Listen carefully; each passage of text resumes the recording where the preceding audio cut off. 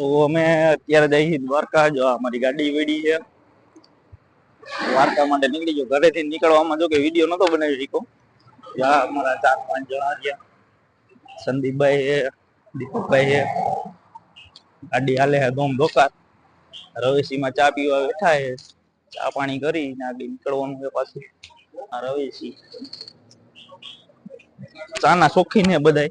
આ બધાને હું ચા પાણી કરી લઈએ પછી નીકળીએ નિરાતે. આ બધી જાય છે, ચા પાણી કરવાના છે. એમાં જો આ ભાઈ ને એ બહુ ચા ના ભાવ શોખીન માં શોખીન. અત્યારે ગાડી ઈ જ હલાવે છે.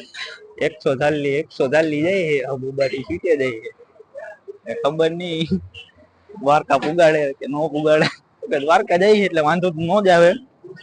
દ્વારકા વાળાનો હાથ છે એટલે વાંધો ન જ આવે. બાકી તો કઈ વાંધો હે નહી. ચા પાણી થઈ ગયા છે. હવે પાછું નીકળવાનું છે.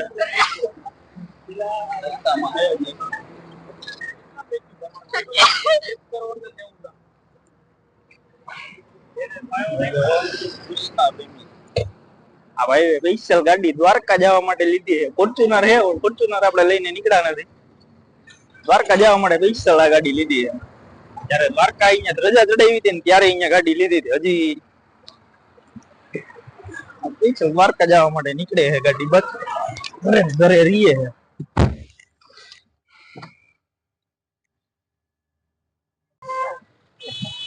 હાલો તો મિલન હોટલ માં જમી લઈએ. ગાડીમાં પાર્ક કરી દીધી છે. મિલન હોટલ માં ખાઈ લઈએ. પેટ પૂંજા થઈ જાય. આજે બધા ભીખા થયા છે. મિલન માં ખાવાનું છે. ગોતીને આવી ગયા. આમ પેલા રોડ ઉપર ગોતતા પૂછતા હવે આ એક ભાઈબંધ ને ફોન કરીને પૂછ્યું છે તો મિલન હોટલ માં ખાઈ લ્યો. આ મિલન હોટલ. હવે જોઈએ આગળ ખાવાનું કેવું છે પછી જાણીએ એમાં શું ખાવામાં છે. હજી જોઈએ પછી પૂછીને તમને કહીએ. મિલન હોટલ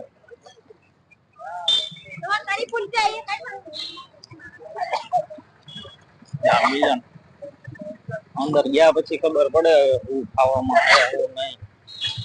બહાર થી તો બધા કહીએ કે સારું ખાવાનું છે પણ અંદર ગયા પછી ખબર પડે.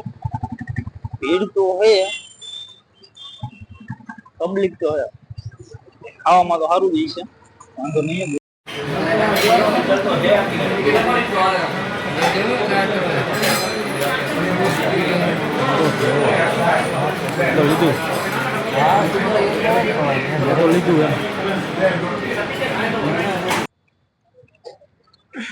જમીન આપણે નીકળી ગયા છીએ. હવે જવાનું હોય સીધું દ્વારકા. જમવાનું તો સારું હતું, એક નંબર હતું જમવાનું. કેમ કે જમવામાં એટલા વ્યસ્ત થાય ને કે વિડીયો ઉતારવાનો પણ ટાઈમ ન મળે. હવે સીધી ગાડી કાઢી સીધા દ્વારકા. આપડી ગાડી પીડી સીધી ગાડી કાઢીને સીધા દ્વારકા ભેગો થઈ જાય. દ્વારકા જઈને હવે ડાયરેક્ટ મળીશું. ચા પાણી કરવા હવે ત્યાં નથી ઉભવાનું થતું. ફાઇનલી આપણે દ્વારકા પોગી ગયા છે. જ્યાં મંદિર દેખાય અહીંયા થોડું આડું છે. અહીંયા આપણી ગાડી પીડી છે. ટ્રાફિક છે જોરદાર, ખબર ટ્રાફિક છે. ફૂલ જામ છે. અહીંથી ક્યાંય જવાય એવું છે ને. હવે અહીંથી રિક્ષા બંધવી છે. મંદિર સુધી રિક્ષા બંધવી છે. રિક્ષા ચલાવવાનું કીએ હે ભાઈ. એટલે રિક્ષા હાથીને ઉડી જવું બાકી ભૂયો જવું છે એમ. હા ભાઈ ને રિક્ષા વાળાને લીધા હે.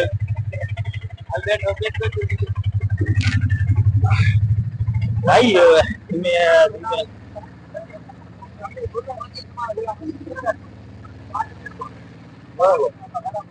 ફાઇનલી આપણે દ્વારકા પહોંચી ગયા. આવશે કારી ભેંસ નું થોડું દહીં વેચવા આવશે. પબ્લિક જો પબ્લિક છે જોરદાર. દર્શન કરવા બહુ ઊંઘા છે કેમ કે પબ્લિક જ એવડું છે. ચા પાણી બને, ચા પાણી પી નીકળી જાય. લાઈવ ચા પાણી પી લઈએ. આગળ એક કારી ભેંસ નું થોડું દહીં વેચવા વાળો છે, એની મુલાકાત લેવી જ છે ખાસ. ચા પાણી પી લે પેલા, પછી બીજી વાત. આગળ જતા તો બ્લોગ નહીં ઉતરીનું કારણ કે અહીંયા મોબાઈલ ની પરમિશન એની અંદર લઈ જવા દેતા નથી, એટલે અહીંયા ગમે ત્યાં મોબાઈલ અમારે રાખીને જ જવું જોઈએ. અંદર જવાય એમ છે નહીં, કેમ કે મોબાઈલ ગમે ત્યાં અમારે જમા કરાવીને પછી જ જવું પડે.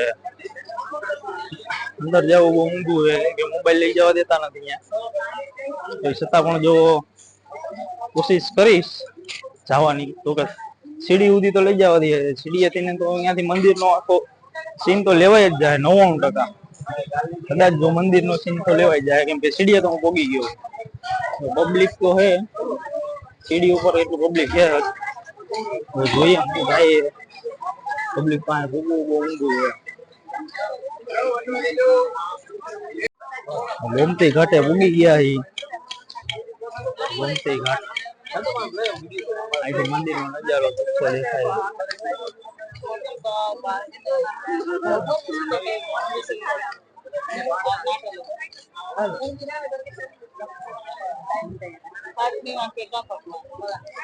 અત્યારે હાલમાં ધ્રજા બદલી ગયા છે. અત્યારે પેલા આપણે ગોમતીમાં હાથ પગ ધોઈ લઈ, તાત્કાલિક બધી પ્રોસેસ થઈ જાય. આંઢિયા બાંઢિયા જો પડ્યા છે.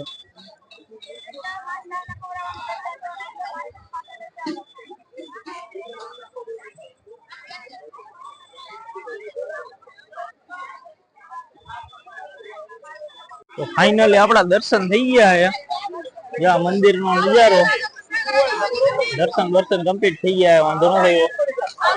બહારથી પબ્લિક હતી, પણ અંદર ગયા પછી કેટલી બધી પબ્લિક હતી નહીં.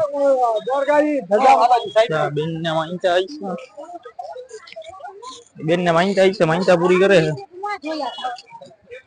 આપણે દર્શન થઈ ગયા. તાકાત વાળા આપણે કોઈ એટલી બધી ગળદી નથી હતી, પણ ઓછી હતી, બહુ અતિશય ઓછી હતી. બાકી પૂનમ ના દિવસે બહુ ટ્રાફિક બહુ વધારે હોય છે, એને લીધે આપણે દર્શન કરવામાં તકલીફ પડી ગઈ. આજે એટલો વાંધો ન થયો. આજે એટલી ગળદી હતી ને. આમ જોઉં તો હબ્બાઓ ગાડીઓ પડી ગયું છે. દર્શન આપણે તાકાતથી થયા, બીજું કઈ નહીં. હવે પાછા અહીંથી નીકળશું રાજકોટ સીધા. હવે ક્યાંય રોકવાની જાતી નથી. ચા પાણી કરવા રોકશું, બાકી સીધી રાજકોટ જઈને ઓડી ઊભી રહેવાની છે. હાલો તો મળીએ આગળ. તો આપણી ગાડી છે બહુ સેટી, બહુ આગળ રાખીને આવ્યા. અહીંયાથી રિક્ષા લઈને કરીને આવ્યા હતા. હવે ગાડી સુધી હાલીને જવું જોઈએ. અહીંયા રિક્ષા વાળા કોઈ છે નહીં, ગાડી સુધી હાલ્યા જઈ. હવે ફરી પાછા આવશું. કઈ આવવાનું થાય એનું કઈ નક્કી નથી. હવે નજારો જોવા લાયક છે. હજી ઓલી બાજુ જશું ને, ત્યાંથી ને એક મંદિર એકદમ ચોખ્ખું દેખાય. ત્યાંથી ને જોયા જેવું મજા આવે. દી આથમ તો હોય ને એટલે મંદિરનો નજારો કઈક અલગ જ જોવા મળે. અમારી ગાડી પડી છે બહુ સેટી પાર્કિંગમાં, મેન ગેટ ઉપર પડી છે અત્યારે તો. એમાં અહીંયા એક એક્સિડન્ટ થઈ ગયું હોય, એટલે કઈ નક્કી ન કહેવાય. અહીંયાથી ગાડી નીકળે બહુ સારી ગાડી ઠોકી દીધી એક જણાએ.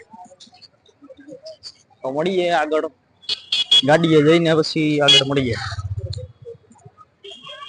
તો મંદિરનો નજારો દેખાય એક નંબર. પાછળ મંદિર દેખાય ચોખ્ખું. અત્યારે અહીંથી અત્યારે તો રિક્ષામાં બેઠી ગયા. મંદિરનો લુક દેખાય એક નંબર.